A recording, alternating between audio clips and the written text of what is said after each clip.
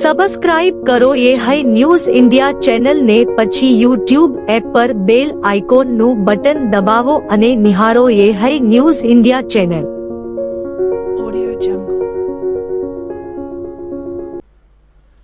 વાવથરા જિલ્લાના દિયોદર તાલુકાના સણાદર સ્થિત બનાસ ડેરી પ્લાન્ટ ખાતે યોજાયેલ દૂધ દિન અને મહિલા જાગૃતિ કાર્યક્રમ માત્ર સામાજિક નહીં પરંતુ રાજકીય રીતે પણ ગરમાતો જોવા મળ્યો હતો.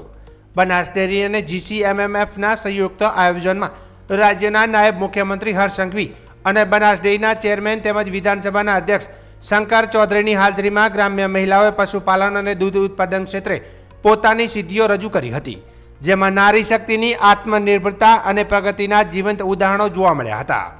શ્રેષ્ઠ પ્રદર્શન કરનાર મહિલાઓને પશુપાલકોને મંચ પરથી સન્માનિત કરી ઇનામો અપાયા હતા, જેના કારણે કાર્યક્રમમાં ઉત્સાહનો માહોલ છવાયો હતો. પરંતુ કાર્યક્રમનું મુખ્ય આકર્ષણ નાયબ મુખ્યમંત્રી હર્ષ સંઘવીનું રાજકીય ભાષણ રહ્યું હતું. તેમણે મહિલા અનામત મુદ્દે કેન્દ્ર સરકારના નિર્ણયને ઐતિહાસિક ગણાવ્યો અને કોંગ્રેસ પર આકરા પ્રહારો કર્યા. સંઘવીએ જણાવ્યું કે મહિલાઓને 33% પ્રતિનિધિત્વ આપવાનો મુદ્દો દેશના વિકાસ માટે જરૂરી છે, છતાં કોંગ્રેસ તેનો વિરોધ કરી રહી છે, જે નારી શક્તિ પ્રત્યેનો અન્યાય છે. તેમણે વધુમાં તીખા શબ્દમાં કહ્યું કે દર ત્રીજા સાંસદ તરીકે મહિલાઓને સ્થાન મળવું જોઈએ કે નહીં, એ પ્રશ્ન ઉપર કોંગ્રેસની મનોદશા સ્પષ્ટ થાય છે. સાથે જ તેમણે મહિલાઓને પ્રેરિત કરવાનું કહ્યું કે જેમ ઘરમાં મહિલાઓનું માર્ગદર્શન ચાલે છે, તેમ દેશમાં પણ સંચાલનમાં પણ મહિલાઓની ભૂમિકા વધવી જોઈએ. રાજકીય ગરમાવો વધતા સંઘવીએ ગ્રામ્ય વિસ્તારોની મહિલાઓને અપીલ કરી કે તમારા ગામમાં કોઈ કોંગ્રેસી આવે તો તેને જરૂર પૂછજો કે મહિલાઓને સાંસદ બનતા રોકનારાઓને શું સ્થાન આપવું જોઈએ. આવા લોકો માટે ગામમાં જગ્યા ન હોવી જોઈએ. તેમના નિવેદનથી કાર્યક્રમમાં હાજર લોકોમાં ચર્ચા અને પ્રતિસાદ જોવા મળ્યો હતો. નાયબ મુખ્યમંત્રીએ ધાર્મિક સંદર્ભ આપતા જણાવ્યું કે મા અંબા પાસે પ્રાર્થના કરો કે નારી શક્તિના માર્ગમાં અવરોધ ઊભા કરનારાઓને સદબુદ્ધિ મળે અને સમાજમાં મહિલાઓને યોગ્ય સ્થાન મળે. આ કાર્યક્રમમાં મોટી સંખ્યામાં મહિલા પશુપાલકો, ગ્રામજનોને ડેરી સાથે સંકળાયેલા આગેવાનો હાજર રહ્યા હતા. સમગ્ર કાર્યક્રમમાં મહિલા સશક્તિકરણનો સંદેશ તો સ્પષ્ટ રહ્યો, પરંતુ સાથે સાથે આવનારી રાજકીય લડાઈની ઝલક પણ અહીંથી જોવા મળી હતી. બધા હાથ ઊંચા કરીને કે મને આ મોદી સાહેબને સહયોગ આપવો પડે કે ના આપવો પડે 33% માટે 33% મહિલા સાંસદ બનાવવા માટે મોદી સાહેબે જે વિષય મૂક્યો છે તેમાં સૂર પુરાવો પડે કે ના પુરાવો પડે. અને જે લોકો વિરોધ કરે છે, હવે આમાં કોંગ્રેસના પેટમાં કઈ બલવું જોઈએ ખરી? મહિલાઓને 33% દર ત્રીજા સાંસદ એક મહિલા સાંસદ હોવા જોઈએ કે ના હોવા જોઈએ? જેને લાગતું હોય હોવા જોઈએ એ જ હાથ ઊંચો કરે ભાઈ.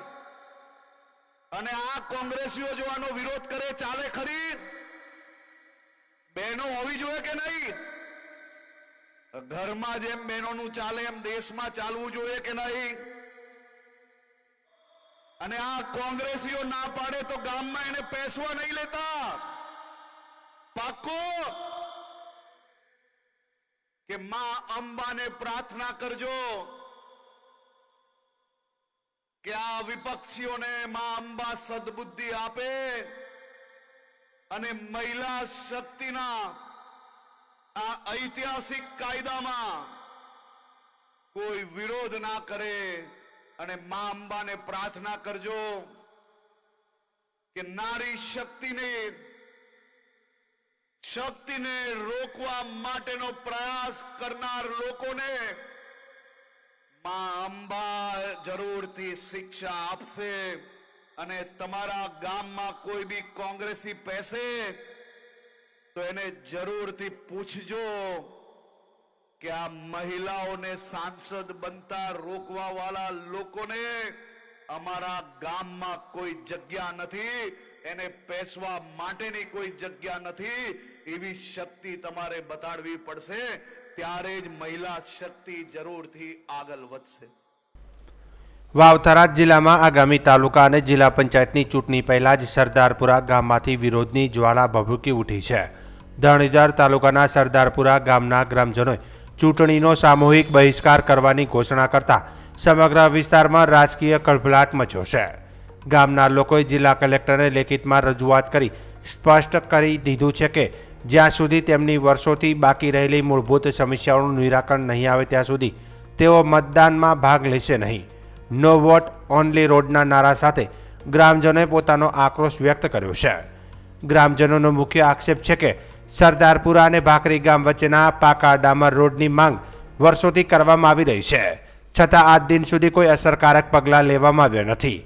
દરેક ચૂંટણી પહેલાં નેતાઓ વચન આપે છે, પરંતુ પછી તેને ભૂલી જાય છે તેવી તીવ્ર નારાજગી ગ્રામજનોએ વ્યક્ત કરી છે. તે ઉપરાંત નર્મદા કેનાલના કારણે વરસાદી પાણીનો યોગ્ય નિકાલ ન થવાના કારણે ગામમાં પાણી ભરાઈ જતો હોવાની સમસ્યા પણ ગંભીર બની છે. પાણી ભરાવાના કારણે અનેક ઘરોમાં તિરાડો પડ્યો હોવા છતાં તંત્ર દ્વારા કોઈ યોગ્ય કાર્યવાહી કરવામાં આવી નથી તેવો પણ આક્ષેપ કરવામાં આવ્યો છે. ગ્રામજનોએ સાયફન કે નાળા બનાવવાની માંગણી પણ વારંવાર ઉઠાવી છે, પરંતુ વહીવટી તંત્રની ઉદાસીનતા સામે લોકો હવે કંટાળી ગયા છે, જેના કારણે આ વખતે ગામના લોકોએ કડક વલણ અપનાવી ચૂંટણી બહિષ્કારનો નિર્ણય કર્યો છે. વિશેષ રૂપે ગ્રામજનોએ જાહેર કર્યું છે કે ગામમાં કોઈ પણ રાજકીય પક્ષના ઉમેદવાર કે કાર્યકરને પ્રવેશ આપવામાં આવશે નહીં. આ સાથે જ સમસ્ત ગ્રામજનોએ સહીઓ સાથેનું આવેદનપત્ર થરાદના કલેક્ટર, મુખ્યમંત્રી અને વિધાનસભાના અધ્યક્ષ સુધી મોકલી આપ્યું છે. ગ્રામજનોની ચીમકી છે કે આ વખતે માત્ર વચનોથી કામ નહીં ચાલે, અમને નક્કર કામગીરી જોઈએ. હાલ આ મુદ્દે તંત્ર શું પગલાં લેશે જે જોવું રહેશે. માગણી છે ગામ લોકોની કે અમારે 2015થી પાણીનો પૂર આવ્યા, અમારી પંચાયત 60 વર્ષથી ભાખરી પંચાયત ભેગી છે. એટલે હાલ અમે માગણી એવી કરવા કે ભાખરી ભાઈ ધરણીધર તાલુકામાં અમને મેલ્યા એટલે અમારા રસ્તાની અગવડતા મોટી છે. એટલે રસ્તો બનાવવા માટે અમારી માગણી 2015થી ચાલુ છે. જે તે માણસો, અધિકારીઓ, ચૂંટાયેલા પ્રતિનિધિઓ, ધારાસભ્યો, ડેલિગેટો હોય બધાને અમે રજૂઆત ખૂબ કરી, હાથાદોડી કરી, પ્રેમથી કીધું, પણ કોઈ આજ સુધી ધ્યાન ઉપર લીધું નથી. તો અમારે ના છૂટ કે અત્યારે આવેદનપત્ર આલી અને ચૂંટણીનો પણ બહિષ્કાર કરવાનો છે. અમે ગામ લોકો મળ્યા બધા ભેગા, ચૂંટણીના ડેલિગેટો આવ્યા કે ભાઈ તમે અમને વોટ આલ દો, એટલે અમે થોકી ના પાડી ગામ લોકો કે ભાઈ અમે ચૂંટણીમાં માનતા નથી હવે, કારણ કે અમારું કોઈ કામ થતું નથી. અમારી માગણી એવી છે કે ચૂંટણી વોટ તો અમે નહીં આલો, અમારું કામ થશે તો અમે વોટ આલશો, ચૂંટણી કરશો નકા નહીં કરો. અમારી આ ગામ લોકોની માગણી છે. અને હવે અમે અત્યારે બધી જગ્યાએ અરજીઓ આલી છે અને આવેદનપત્ર આલ્યું છે કે ભાઈ અમારી માગણી સ્વીકારશે તો અમે વિચારશો ગામ લોકો બધા મળીને. આજે શું કરવાના તમે? અત્યારે અમે કલેક્ટર સાહેબમાં આવ્યા હતા કે અમારી આ માગણી સ્વીકારે સાહેબ, અને અમને આનો શું જવાબ આલે છે પછી સાહેબને મળી અને સાહેબ શું કહેશે એ પ્રમાણે આગળ વધશો. અને ગામ લોકોની તો અમારી મક્કમતા જ છે કે અમે ચૂંટણીનો બહિષ્કાર કર્યો છે. હાચો શું નામ આપનું? બરાબર. અને જે કોઈ રસ્તો છે, સાયફન છે, જે તે અમારા ગામની સુવિધાઓ છે સરકાર તરફથી મળતી અમને દરેકને ગામને. ઓકે, શું નામ તમારું? સરદારપુરાના સમસ્ત ગ્રામજનો માનનીય મહેરબાન કલેક્ટર સાહેબશ્રીને આવેદનપત્ર આળવા આવ્યા છીએ કે અમારી વર્ષોની સમસ્યા આઝાદી અને 1963 પંચાયતી રાજના સમયથી સરદારપુરા અને ભાખરી ગ્રુપ ગ્રામ પંચાયતમાં આવેલો છે.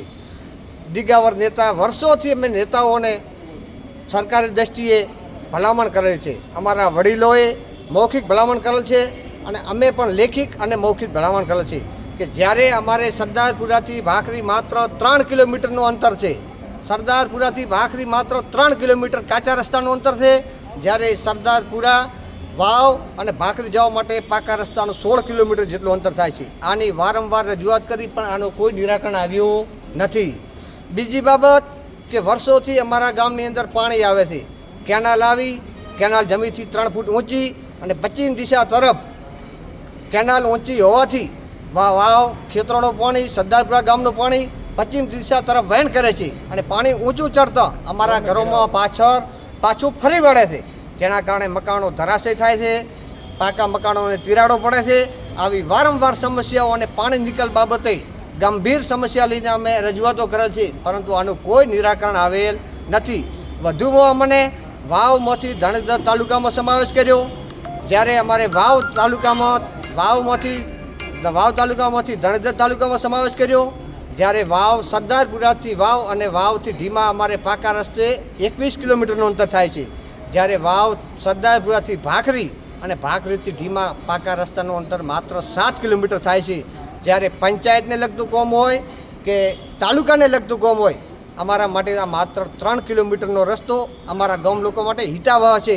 માટે અમારી આ રજૂઆત કોઈ પણ માટે નિરાકરણ નથી આવ્યું. એટલે આજે ગામ લોકો બધા ભેગા મળીને એક સાથે ચૂંટણી બહિષ્કાર કરવાનો નિર્ણય લઈ અને માનનીય મહેરબાન કલેક્ટર સાહેબશ્રીને આવેદનપત્ર આવ્યા છીએ.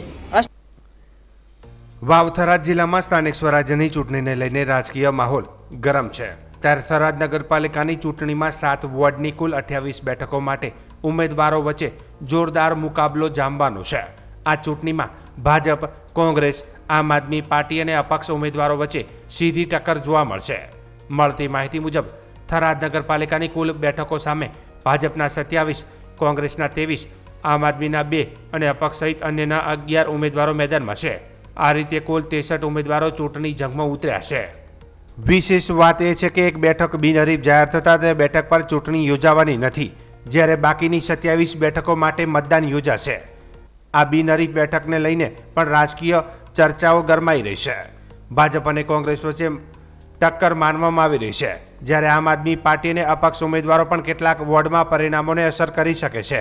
તમામ રાજકીય પક્ષોએ પોતાના ઉમેદવારોને જીતાડવા માટે પ્રચાર જોરશોરથી શરૂ કરી દીધો છે. સ્થાનિક મુદ્દાઓ, વિકાસના પ્રશ્નોની રણનીતિઓ આ ચૂંટણીમાં મહત્વપૂર્ણ ભૂમિકા ભજવશે. મતદારોને લલચાવવા માટે ઉમેદવારો દ્વારા વિવિધ વચનો આપવામાં આવી રહ્યા છે, જેના કારણે ચૂંટણી વધુ રસપ્રદ બની રહી છે.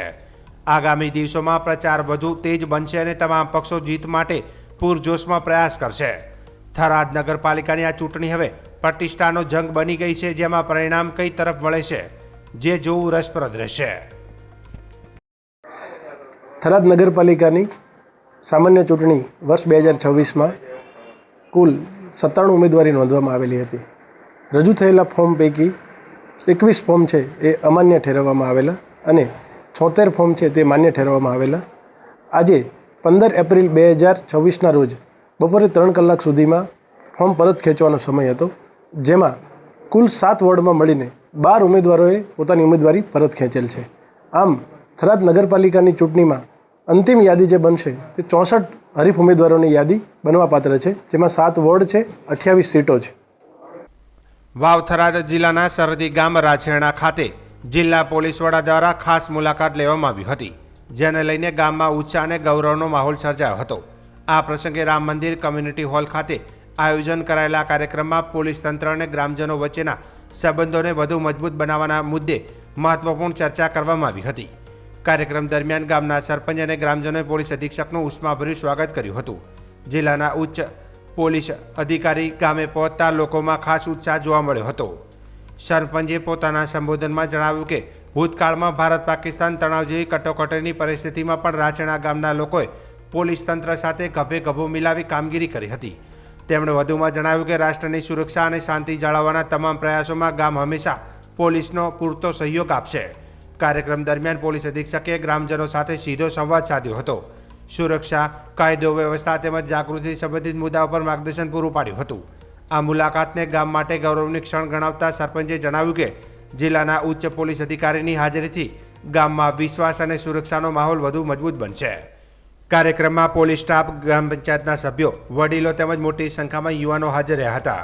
કાર્યક્રમના અંતે સૌએ તાળીઓના ગડગડાટ સાથે જિલ્લા પોલીસ વડાનો આભાર વ્યક્ત કર્યો હતો. આ મુલાકાત પોલીસ અને જનતા વચ્ચેના સંબંધોને વધુ ગાઢ બનાવવામાં મહત્વપૂર્ણ સાબિત થશે. વાવ થરાદ જિલ્લામાં ફરી એકવાર બેફામ ડ્રાઇવિંગની ઘટના સામે આવી છે. લાખણી તાલુકાના આગથળા નજીક ગોઢા ફાટક વિસ્તારમાં એક સ્કોર્પિયો ચાલકે ગફલતભરી રીતે ગાડી દોડાવી લોકોના જીવને જોખમમાં મૂકી દીધા હતા. મળતી માહિતી મુજબ પૂરપાટ ઝડપે દોડતી સ્કોર્પિયો ગાડી અચાનક રસ્તા પર આવી જતા આસપાસ હાજર લોકો અચંબામાં પડી ગયા હતા. ગાડીની ઝડપ એટલી વધારે હતી કે થોડા સમય માટે વિસ્તારમાં દહેશતનો માહોલ સર્જાયો હતો. સ્થાનિક લોકોએ પોલીસને જાણ કરતાં પોલીસ તાત્કાલિક ઘટનાસ્થળે પહોંચી હતી. પોલીસે સ્કોર્પિયો ગાડીને રોકવાનો પ્રયાસ કર્યો, પરંતુ ચાલકે પોલીસને અવગણી ગાડી કાચા રસ્તા તરફ દોડી મૂકી ફરાર થઈ ગયો હતો. આ ઘટનાને લઈને આગથળા પોલીસે સ્કોર્પિયો ગાડીના નંબરના આધારે તપાસ હાથ ધરી છે. પ્રાથમિક માહિતી અનુસાર થરાદનો સોહિલ ઘાંચી નામનો શખ્સ આ ઘટનામાં સંડોવાયેલો હોવાની શંકા વ્યક્ત કરવામાં આવી રહી છે. પોલીસે વધુ તપાસ શરૂ કરી દીધી છે અને આરોપીને ઝડપવા માટે પ્રયત્નો તેજ કર્યા છે. આ ઘટનાએ ફરી એકવાર બેફામ ડ્રાઇવિંગ અને જાહેર સુરક્ષાને લઈને પ્રશ્નો ઊભા કર્યા છે. સ્થાનિકોમાં આ ઘટનાને લઈને ભારે રોષ જોવા મળી રહ્યો છે અને આવા બેફામ વાહન ચાલકો સામે કડક કાર્યવાહી કરવાની માંગ ઉઠી છે.